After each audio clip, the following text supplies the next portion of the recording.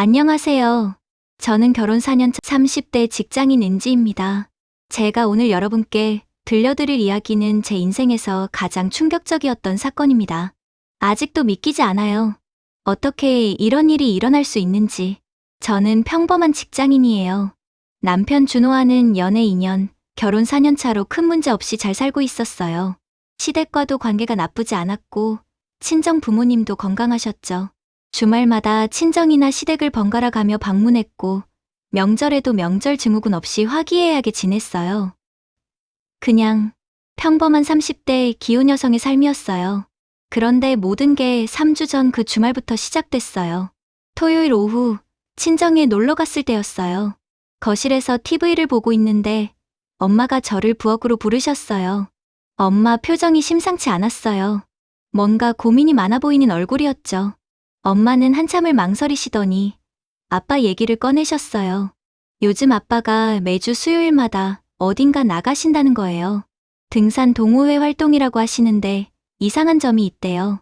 어떤 수요일에는 등산복을 입고 나가시는데 또 어떤 수요일에는 깔끔하게 면도하시고 향수까지 뿌리고 평상복 입고 나가신다는 거죠.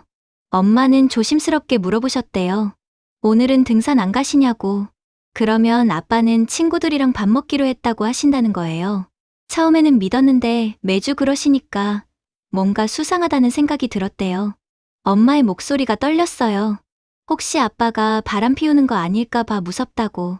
혼자서는 확인할 용기가 안 나니까 다음 주 수요일에 같이 따라가 달라고 하셨어요. 솔직히 저는 그때 속으로 생각했어요. 에이, 설마 우리 아빠가? 결혼 35년 동안 한결같으셨는데 괜히 예민하신 거 아닐까. 근데 엄마가 너무 불안해하시는 게 안쓰러워서 함께 가기로 했어요. 다음 주 수요일이 왔어요. 저는 회사에 오전 반차를 냈어요. 정오쯤 엄마와 친정 근처에서 만나 아빠 몰래 집 앞 골목에 차를 세워두고 기다렸어요.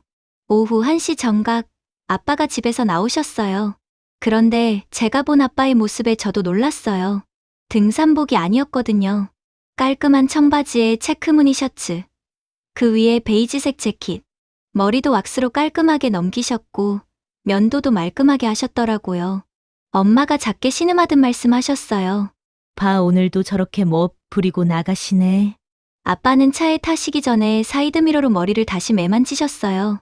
그 모습을 보는 엄마의 얼굴이 점점 굳어갔어요. 우리는 적당한 거리를 두고 아빠 차를 따라갔어요. 제 심장이 두근거리기 시작했어요. 설마, 정말 설마. 아빠 차는 시내 쪽으로 향했어요. 20분쯤 달려서 도착한 곳은 한적한 주택가 골목이었어요. 골목 안쪽에 오래되어 보이는 2층 건물이 있었어요. 1층은 베이커리, 2층은 카페, MEMORIS라는 간판이 붙어 있었죠. 아빠가 카페 앞 주차장에 차를 세우셨어요. 차에서 내리시더니 또 거울을 보고 머리를 만지셨어요. 그리고 심호흡을 한 번 하시고는 카페로 들어가셨어요. 엄마가 당장 들어가 보자고 하셨지만 저는 조금만 기다려 보자고 말렸어요. 그렇게 5분쯤 지났을 때였어요. 뒤쪽 골목에서 흰색 SUV 한 대가 나타나 우리 차 옆에 주차했어요. 운전석 문이 열렸어요. 화장을 곱게 하고 연한 핑크색 원피스를 입은 중년 여성이 내렸죠. 그 순간 제 심장이 멈췄어요. 시어머니였어요. 엄마는 아직 시어머니인 줄 몰랐어요. 저 여자가 아빠 만나는 여자인가 봐. 빨리 들어가자고 하셨어요. 저는 엄마 팔을 붙잡으며 떨리는 목소리로 말했어요. 엄마, 저 사람이 시어머니예요. 뭐? 뭐라고? 엄마의 입이 벌어졌어요. 한동안 말을 잇지 못하시더니 갑자기 차 문을 열려고 하셨어요. 저는 엄마를 간신히 말리며 일단 조용히 확인부터 해보자고 했어요. 시어머니는 차 사이드미러로 화장을 고쳤어요. 립스틱을 다시 바르고 머리를 손으로 쓸어 넘기시고 향수까지 뿌리셨어요. 그리고 카페로 걸어 들어가셨어요. 제 머릿속에서 퍼즐 조각이 맞춰지기 시작했어요. 시어머니도 매주 수요일에 외출하신다고 했었어요. 제가 수요일에 시댁에 가려고 하면 시어머니는 항상 약속이 있다고 하셨죠. 같은 요일, 같은 시간. 아니야. 설마. 근데 머릿속으로는 이미 알고 있었어요. 이건 우연이 아니라고. 아빠와 시어머니가 함께 저 카페에 있다고. 손이 얼음장처럼 차가워졌어요. 온몸에 소름이 돋았어요. 우리는 카페 1층으로 들어갔어요. 1층은 베이커리 공간이었고 2층이 카페였어요. 다행히 1층 구석에 작은 테이블이 있었고 2층 계단 바로 옆이었죠. 직원이 주문을 받으러 왔지만 저는 얼떨결에 아메리카노 2잔만 시키고 숨죽이며 2층 소리에 귀를 기울였어요. 처음에는 웅성거리는 소리만 들렸어요. 그러다 점점 귀가 열리면서 대화가 들리기 시작했어요. 오래 기다렸어요? 시어머니 목소리였어요. 아니, 나도 방금 왔어. 아빠 목소리. 엄마가 제 손을 꽉 쥐었어요. 오늘은 좀 일찍 나오셨네요. 집에서 뭐라 안 하셨어요? 요즘 집에서 자꾸 의심해서 조심해야 할 것 같아. 자주는 못 나올 거야. 저도요. 며느리가 요즘 자꾸 수요일에 들르려고 해서 조마조마해요. 며느리. 저를 말하는 거였어요. 그래도 당신 얼굴 보니까 좋네. 이렇게라도 볼 수 있어서 다행이야. 저도요. 만날 수 있는 것만으로도 감사해요. 잠깐의 침묵이 흐른 후 시어머니가 흐느끼는 소리가 들렸어요. 우리 딸 이제 30이 됐을 텐데. 미안해, 정말 미안해. 괜찮아요. 당신 잘못 아니에요. 아니야, 내가 너를 지켜야 했는데. 부모님 말씀 안 듣고 끝까지 너랑 함께 했어야 했어. 그때 우리 너무 어렸잖아요. 대학생이었고, 양쪽 집안이 그렇게 반대하는데 어떻게 해요? 그래도 넌 임신까지 했었는데 내가 너무 비겁했어. 우리 딸을 지키지 못했어. 딸? 임신. 엄마가 제 손을 더 세게 잡았어요. 엄마 손이 부들부들 떨렸어요. 그만해요. 이제 그만. 지나간 일이에요. 작년 동창회에서 당신 봤을 때 가슴이 떨렸어. 35년 만에 다시 본 건데 아직도 예쁘더라. 그리고 깨달았어. 나 아직도 널 사랑하나 봐. 저도요. 당신을 본 순간 모든 게 멈춘 것 같았어요. 그동안 잊고 살았다고 생각했는데 착각이었어요. 엄마가 벌떡 일어나셨어요. 저는 엄마를 붙잡으려 했지만 이미 늦었어요. 엄마는 2층으로 뛰어 올라가고 계셨고 저도 황급히 따라 올라갔어요. 당신들 뭐 하는 거야? 엄마의 비명 같은 소리가 카페 안을 울렸어요. 카페 안이 조용해졌어요. 창가 자리에 아빠와 시어머니가 마주 앉아 계셨어요. 테이블 위에서 두 분의 손이 꼭 맞잡혀 있었죠. 아빠가 새하얗게 질린 얼굴로 엄마를 쳐다봤어요. 여보. 시어머니는 저를 보고 얼어붙었어요. 사돈, 은지야 너는 왜? 저도 참을 수 없었어요. 어머님이 궁금해서요. 우리 아빠랑 매주 수요일마다 만나시는 이유를요. 제 목소리도 떨렸어요. 다른 손님들이 우리를 쳐다봤지만 신경 쓸 겨를이 없었어요. 엄마가 떨리는 목소리로 물었어요. 35년 전 임신 딸? 당신 나랑 결혼하기 전에 저 여자랑 사귀었어? 애까지 가졌었어? 아빠는 고개를 떨구고 아무 말도 못 하셨어요. 그리고 작년부터 다시 만난 거야? 나한테 등산 간다고 거짓말하면서? 시어머니가 일어나 고개를 숙였어요. 사돈 죄송합니다. 저희가 잘못했습니다. 엄마가 시어머니를 향해 소리쳤어요. 사돈, 우리 사돈 아니야? 내 딸 시어머니가 내 남편이랑 바람을 피워. 엄마의 목소리가 점점 커졌어요. 당신 내 잤어? 잤어, 안 잤어? 시어머니가 깜짝 놀라 손을 저었어요. 아니에요, 사돈. 저희는 그냥 이야기만. 거짓말, 사랑한다면서 안 잤을 리가 있어. 그런데 그때였어요. 시어머니가 갑자기 고개를 들었어요. 눈물 젖은 얼굴이 순간 차갑게 변했어요. 처음 보는 표정이었어요. 그래요, 잤어요. 카페 안이 조용해졌어요. 뭐라고? 엄마가 믿을 수 없다는 표정으로 시어머니를 쳐다봤어요. 시어머니가 계속 말했어요. 목소리가 점점 커졌어요. 35년을 기다렸어요. 35년. 사돈은 뭘 알아요? 진짜 사랑이 뭔지, 매일 밤 죽은 내 아이 생각하면서 울었던 게 어떤 건지. 당신 지금 사돈도 알고 있었잖아요. 눈치채고 계셨으면서 모른 척 하신 거잖아요. 엄마가 뒤로 휘청거렸어요. 시어머니가 냉소적으로 웃었어요. 교양업계 남자 간수도 못한 건 사돈 잘못이지. 여자로서 매력도 없는 게. 짝! 엄마가 시어머니 뺨을 때렸어요. 카페 안에 딱이 소리가 울렸어요. 엄마, 제가 소리쳤어요. 시어머니는 뺨을 감싸쥐고 엄마를 노려봤어요. 엄마는 손을 떨고 계셨어요. 너 같은 년이 내 딸 시어머니라니 역겨워. 저도 물었어요. 어머니, 우리 남편은 알고 있었어요? 시어머니가 저를 쳐다봤어요. 모를 리가 있겠어? 뭐라고요? 한 달 전부터 알고 있었어. 따라오더라고. 그래서 준호한테 말했어. 가족들 위해서 비밀로 해달라고. 배신감이 밀려왔어요. 남편도, 시어머니도 모두 저를 속이고 있었던 거예요. 우리는 카페 구석 자리로 옮겨 앉았어요. 다른 손님들도 다 나가고 우리만 남았죠. 아빠가 먼저 입을 열었어요. 35년 전 대학교 2학년 때 두 사람은 같은 과 동기였대요. 처음 본 순간부터 서로 끌렸고 1년 정도 사귀었다고 해요. 3학년 때 임신 사실을 알게 됐고 어리긴 했지만 결혼하기로 했대요.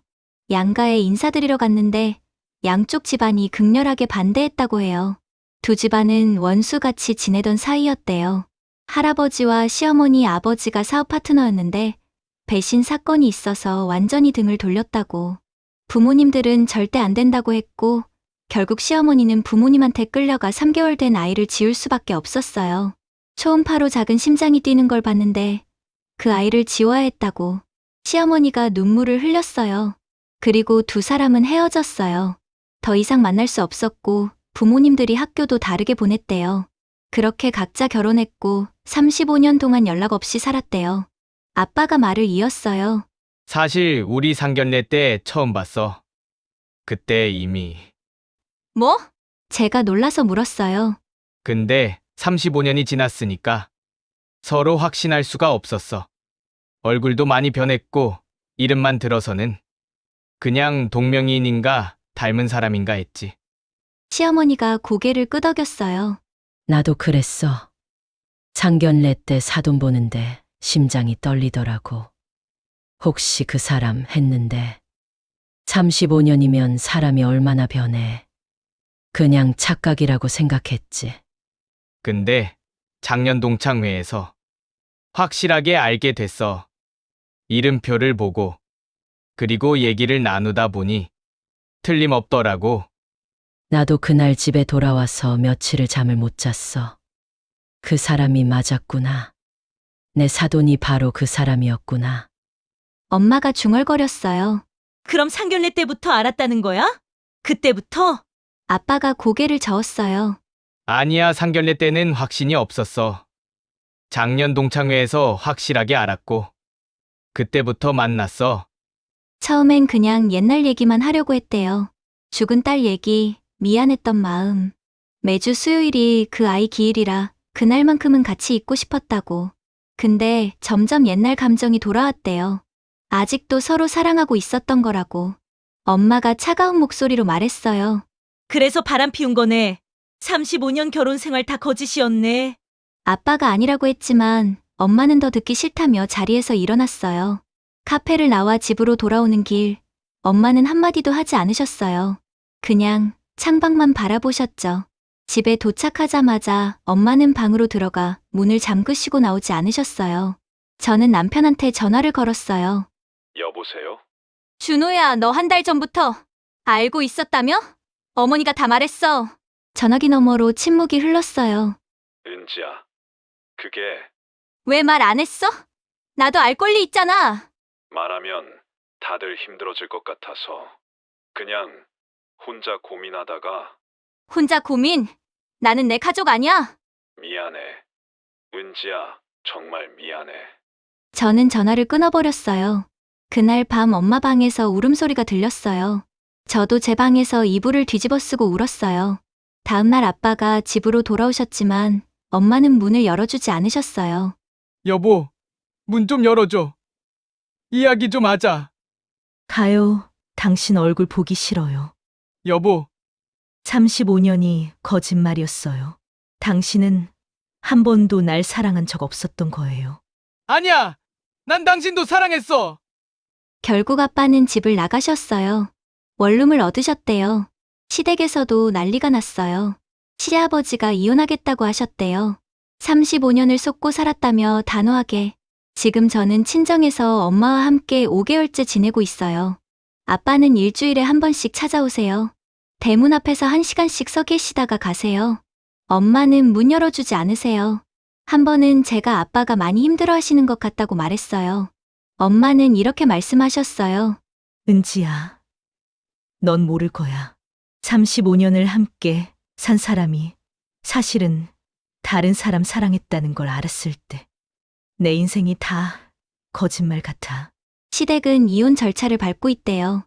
시아버지가 끝까지 이혼하겠다고 하셨고 재산 분할 때문에 법정 다툼까지 간다고 들었어요. 시어머니는 혼자 작은 원룸으로 이사 가셨대요. 준호는 매일 저한테 연락해요. 문자, 카카오톡, 전화. 저는 답장은 안 하지만 다 읽어봐요. 은지야, 미안해. 내가 너무 겁쟁이였어. 말했어야 했는데 엄마 일은 엄마 잘못이야. 근데 내가 숨긴 건 내 잘못이야. 인정해. 기다릴게. 언제까지든. 어제는 준호가 직접 찾아왔어요. 은지야, 제발 얘기 좀 하자. 당신도 나 속였잖아, 한 달 동안. 알아. 내가 잘못했어. 근데 우리까지 이러면 안 되잖아. 당신 엄마가 내 아빠랑 바람 피웠는데 우리가 어떻게 부부로 살아? 그건 우리 문제가 아니잖아. 엄마랑 장인어른 문제지. 아니야, 이미 우리 문제야. 당신이 나한테 거짓말한 순간부터. 준호는 울면서 돌아갔어요. 일주일 전 시어머니한테 편지가 왔어요. 긴 편지였어요. 정말 미안하다고, 제 인생까지 망칠 생각은 없었다고, 죽은 딸을 그리워하다가 옛 감정을 이기지 못했다고, 준호는 착한 애니까 용서해달라고, 모든 게 자기 잘못이라고. 저는 편지를 읽고 또 울었어요. 그리고 편지를 찢어버렸어요. 용서할 수 없었어요. 지금 저는 매일 출근하고, 퇴근하고, 엄마랑 저녁 먹고, 자요. 그냥 기계적으로 살아가고 있어요. 친구들이 물어봐요. 왜 남편이랑 안 사냐고. 저는 그냥 사정이 있다고만 해요. 가끔 생각해요. 35년 전 두 사람이 헤어지지 않았다면 어땠을까? 그 아이를 낳았다면. 그럼 지금 제 남편은 태어나지도 않았을 거고, 저도 결혼하지 못했겠죠. 그 아이가 살았다면 지금 30살, 저보다 1살 많았을 거예요. 가끔은 준호가 보고 싶어요. 문자도 읽어봐요. 전화도 받고 싶어요. 하지만 통화 버튼을 누를 수가 없어요. 어제 엄마가 물으셨어요. 은지야, 너 언제까지 여기 있을 거야? 엄마는 어떻게 하실 거예요? 아빠랑. 엄마도 모르겠어. 이혼은 안 할 것 같아. 그냥 이렇게 따로 사는 거지 뭐. 왜요? 35년을 함께 산 사람을 어떻게 한순간에 지워. 미운 것도 정이야. 그리고 엄마도 아빠를 사랑했거든. 지금도 사랑해. 근데 같이 살 수는 없어. 저도 그랬어요. 준호가 미웠지만 그리웠어요. 오늘 아침 준호한테서 문자가 왔어요. 은지야, 사랑해. 기다릴게. 평생이라도. 저는 답장하지 않았어요. 하지만 문자는 지우지 않았어요. 이게 제 이야기예요. 아직 끝나지 않은 이야기. 평범했던 제 인생이 그날 카페에서 산산조각 났어요. 퍼즐이 맞춰지는 순간 모든 게 무너졌어요. 여러분은 어떻게 생각하세요? 저는 어떻게 해야 할까요?